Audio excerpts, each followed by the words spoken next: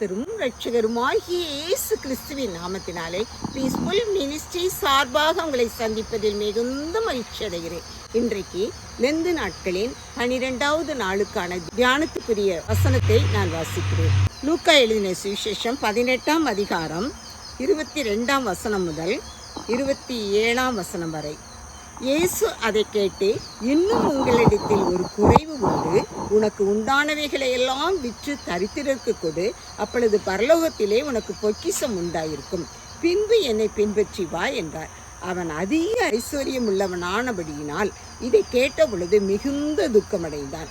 அவன் மிகுந்த துக்கமடைந்ததை இயேசு கண்டு, ஐஸ்வர்யம் உள்ளவர்கள் தேவனுடைய ராஜ்யத்தில் பிரவேசிப்பது எவ்வளவு அரிதாயிருக்கிறது.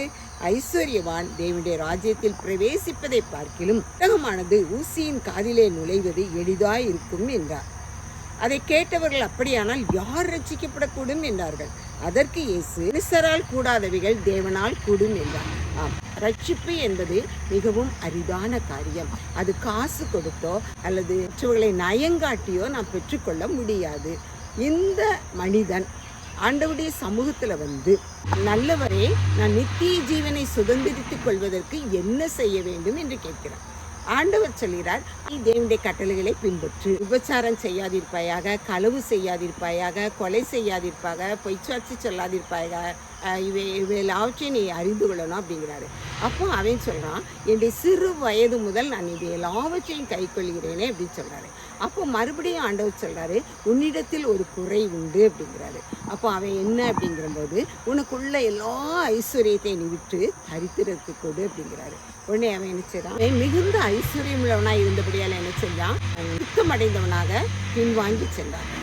இன்றைக்கு ஆண்டவர் நம்மிடத்துல ஒவ்வொரு இடத்துலையும் அவர் கேட்கிற கேள்வி, உன்னிடத்தில் ஒரு குறைவு உண்டு. நம்மிடத்துல என்ன குறைவு உண்டு? நாம் சிந்தித்து பார்க்கிறவர்களாக கடமைப்பட்டிருக்கிறோம். அன்பு நம்மிடத்தில் குறைவாக இருக்கிறதா? மற்றவர்களை பெருமைப்படுத்துவதில் நம்ம குறைவுள்ளவர்களாக காணப்படுறோமா? மற்றவர்களுடைய காரியங்களை ஏய்த்து பறித்து நாம் பெற்றுக்கொள்ளுகிறவர்களாக காணப்படுகிறோமா? இவ்வாறாக ஒவ்வொரு சில காரியங்களையும் நாம் சிந்தித்து பார்ப்போமேனால் மற்றவருடைய மனதை காயப்படுத்துகிற பிள்ளைகளாகத்தான் காணப்படுகிறோம். ஆண்டவர் ஒருவர் தவிர நல்லவன் ஒருவனுமே இல்லை. ஆதலால் நாம் ஆண்டவருக்கு பிரியமானவர்களாக நடக்க வேண்டுமானால் அவருடைய சமூகத்தில் அமர்ந்து அவருடைய வேதத்தை வாசித்து அதில் என்ன சொல்லியிருக்கிறது என்று தியானித்து அவருடைய சமூகத்தில் நம்ம ஜெபித்து ஒவ்வொரு நாளும் நாம் கடந்து செல்லும் பொழுது நாம் ஆண்டவருக்கு பிரியமானவர்களாக, ஆண்டவர் நம்மிடத்தில் குறை காணாதவராக நாம் செயல்பட முடியும். நம்மிடத்தில் இருக்கிற குறைகளை நாம் ஆராய்ந்து பாராமல் மற்றவர்களிடத்தில் நம்ம குறை சொல்லவும் முடியாது, மற்றவர்களுடைய எந்த கருத்தையும் நம்ம போதிக்கவும் முடியாது. என்னுடைய ஆசிரியர் ஒருவர் எனக்கு சொன்ன கருத்து என்னவென்றால், ஒருவருக்கு நீ அட்வைஸ் பண்ண வேண்டுமானால் என்ன செய்யணும், நீ அந்த காரியத்தில் சரியாக காணப்பட்டால்தான் மற்றவர்களுக்கு நீ அவங்க சொல்லுகிற காரியத்தை அவங்க ஏற்றுக்கொண்டு அதன்படி நடப்பார்கள். ஒரு தாயாரானவள் ஒரு ஆசிரியர்கிட்ட வந்து, இந்த பிள்ளை எப்போ பார்த்தாலும் இனிப்பு சாப்பிடுது, இதை எப்படியாவது நிப்பாட்டுவோன்னு பார்த்தா கேட்கவே மாட்டேங்க அப்படின்னாராம். உடனே இந்த ஆசிரியர் சொன்னாராம், 2 நாள் கழித்து வாங்க அப்படின்னாராம். உடனே இந்த அம்மாவும் 2 நாள் கழித்து வந்திருக்காங்க, இன்னும் ஒரு 2 நாள் கழித்து வாங்களேன் அப்படின்னாராம். உடனே இந்த அம்மா திரும்பி போயிட்டு மறுபடியும் 2 நாள் கழித்து வந்து அந்த பிள்ளையை கூட்டிகிட்டு வந்து அவர்கிட்ட வந்து இன்னும் சாப்பிடுறதை நிப்பாட்ட மாட்டேங்கல, ஏதாவது சொல்லுங்களேன் அப்படிங்கும்போது அப்போ தான் சொல்கிறாராம், ஏம்மா இனிமே நீ என்ன செய்யக்கூடாது, இனிப்பு ரொம்ப சாப்பிடாத, அது உன் உடம்புக்கு ரொம்ப கஷ்டத்தை தரும், அதனால் நீ இனிப்பு சாப்பிடுவது நிப்பாட்டிடு அப்படின்னா. உடனே அந்த பிள்ளையும் சரி அப்படின்னு சொல்லிட்டு வீட்டுக்கு போய் நிப்பாட்டிட்டாங்க. அப்போ இந்த அம்மா அந்த ஆசிரியர்கிட்ட கேட்டாங்களாம், இந்த அறிவுரை சொல்றதுக்காக நான் 2 தானே என்னை போயிட்டு வான்னு சொன்னீங்க அப்படின்னா. அப்போ இந்த ஆசிரியர் சொன்னாராம், அம்மா நானே இனிப்பு சாப்பிட்டுக்கிட்டே இருந்தேன், என்னையே என்னால் கண்ட்ரோல் பண்ண முடியல, நான் என்ன நான் திருத்தினா தானம்மா இந்த பிள்ளைக்கு நான் சொல்ல முடியும் அப்படின்னு சொல்லி அந்த அம்மாவிடம் பேசினாராம். நம்மிடத்தில் இருக்கிற குறையை நாம் கண்டு நம்முடைய குறையை நாம் தீர்த்து கொண்டால்தான் மற்றவர்களுக்கு அந்த குறையை பற்றியோ அல்லது வேறு இதுவை பற்றியோ நாம் ஆண்டவருடைய காரியங்களை பற்றியோ சொல்ல முடியும். அப்படி நாம் சரியாக இருந்தால்தான் மற்றவர்களும் அந்த காரியங்களை சரியாக அவங்க பின்பற்ற முடியும்.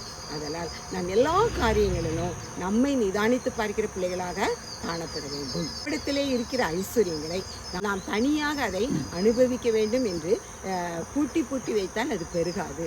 அதே சமயம் அதை நாம் கொடுத்து பார்க்கும் பொழுது, ஏழை எளியவர்களுக்கு கொடுத்து பார்க்கும் பொழுது அது இன்னும் பெருகியதாக காணப்படும். எப்படியா ஒரு கிணற்றை தோண்டும் பொழுது அதனுடைய ஊற்றுக்கள் ஊறிக்கொண்டே இருக்குமோ, அதுபோல நாம் செய்யும் நன்மையான காரியங்கள் நமக்கு மீண்டும் மீண்டும் நம்மளை உயர்த்துகிறதாக காணப்படும். இப்படிப்பட்ட காரியங்கள் நம்மிடத்தில் காண, நம்மிடத்திலே குறையில்லாதவர்களாக நாம் காணப்பட ஆண்டவர் நம்மை அழைக்கிறார். ஆண்டவர் தாமே இந்த வார்த்தைகளை ஆசீர்வதிப்பாராக. ஜெபம். எங்களை அளவில்லாமல் நேசிக்கிற அருமையான தகப்பனே, நன்றியோடு துதிக்கிறோம், சோஸ்தரிக்கிறோம், வணங்குகிறோம்ப்பா. இந்த நாளிலும், இந்த லெந்து நாளின் 12வது நாளிலும் கூட உம்முடைய கிருபை எங்களை தாங்கி வழிநடத்த வேண்டும் என்று கெஞ்சிரோம்ப்பா. நீர் எங்களுக்கு போதுமானவராக இருப்பா. எங்களில் குறை இருக்குமே ஆயின் என் தேவன் தாமே உடைய மகிமையான கிருபையினால் எங்கள் குறைகளை நீர் மாற்றி நிறைவாக்கி தர வேண்டும் என்று கெஞ்சிரோம்ப்பா. எங்கள் ஒவ்வொருவரையும் தாழ்த்தி உடைய கரத்தில் கொடுக்கிறோம். எங்கள் பலவீனங்களை மாற்றி உடைய பலத்தால் இடைகட்டி காத்துக்கொண்டு எங்களை வழிநடத்தும் ஆசீர்வதியும். இயேசுவின் மூலம் இடையில் நல்ல பிதாவே. ஆமென், ஆமென்.